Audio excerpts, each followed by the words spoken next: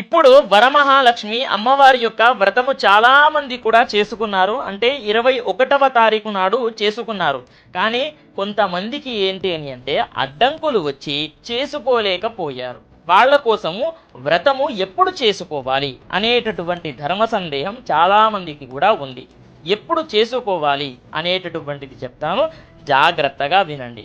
ఇప్పుడు రాబోయే 28 ఆగస్టు 2026 శుక్రవారము నాడు పౌర్ణమి తిథి వస్తుంది. అదేవిధంగా శుక్రవారము కూడా వస్తుంది. ఎంతో అదృష్టం ఉండాలి ఆ రోజున చేసుకోవాలి అని అంటే. కాబట్టి ఆ రోజున ఎటువంటి సందేహం లేకుండా ఆ రోజునే చేసుకోండి. ఇంకొకటి ఏంటి అని అంటే ముహూర్తం ఎప్పుడు అంటే టైమింగ్స్ చెప్పండి, వ్రతము చేసుకోవడానికి మంచి ముహూర్తం చెప్పండి అని చెప్పేసి కూడా అడగడం జరుగుతుంది.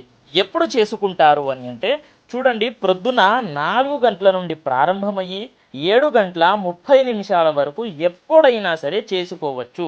అద్భుతంగా ఉంటుంది. చాలామందికి ఏంటి అని అంటే అంత ప్రొద్దున వీలు కాదు కదా, ఇంకొకటి దివ్యమైన ముహూర్తం చెప్పండి అని చెప్పేసి కూడా అడగడం జరుగుతుంది. చూడండి, మధ్యాహ్నం అంటే 11 గంటల 41 నిమిషాల నుండి ప్రారంభమయ్యి 1 గంట 55 నిమిషాల వరకు, అంటే 2 గంటలకు పైగానే ముహూర్తం ఉంది. కాబట్టి ఈ ముహూర్త మధ్యలో మీరు ఎప్పుడైనా సరే ప్రారంభం చేసుకొని